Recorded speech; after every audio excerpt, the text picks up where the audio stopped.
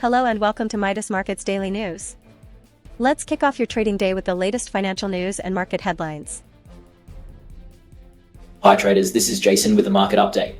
Last week, the Commerce Department reported August PCE inflation at 2.7% year on year, with core PCE steady at 2.9%, both in line with expectations.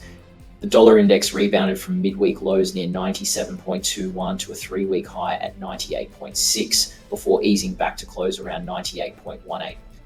Despite sticky inflation and resilient consumer spending, the index slipped slightly, reflecting hesitation at key technical levels.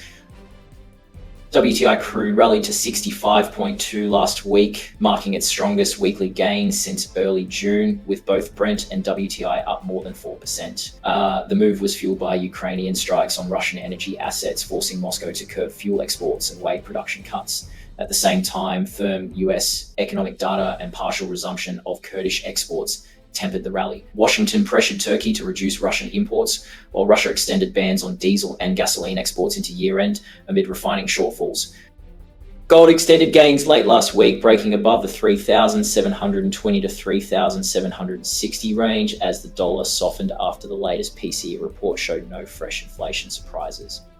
Rising trade frictions and geopolitical risks drove safe haven demand, putting bullion on track for a 6th straight weekly advance. Even after US GDP was revised sharply higher, gold held above the 3,700 level. The dollar-yen pair surged late last week, climbing to 149.87 and closing in on the key psychological 150 level. The rally was underpinned by firmer US yields, especially at the front end of the curve, where movements have tightly tracked dollar-yen in recent weeks.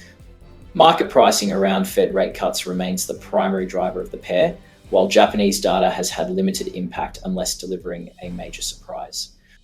After tumbling midweek to a 3-week low at 1.164, the euro-dollar pair recovered on Friday, trading back above 1.17 as confidence in Fed rate cuts grew following the PCE report. Meanwhile, Europe saw lackluster data, with manufacturing slumping even as services showed modest recovery.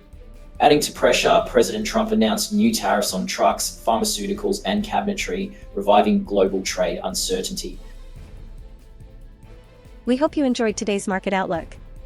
If you have any questions, feel free to leave a comment below.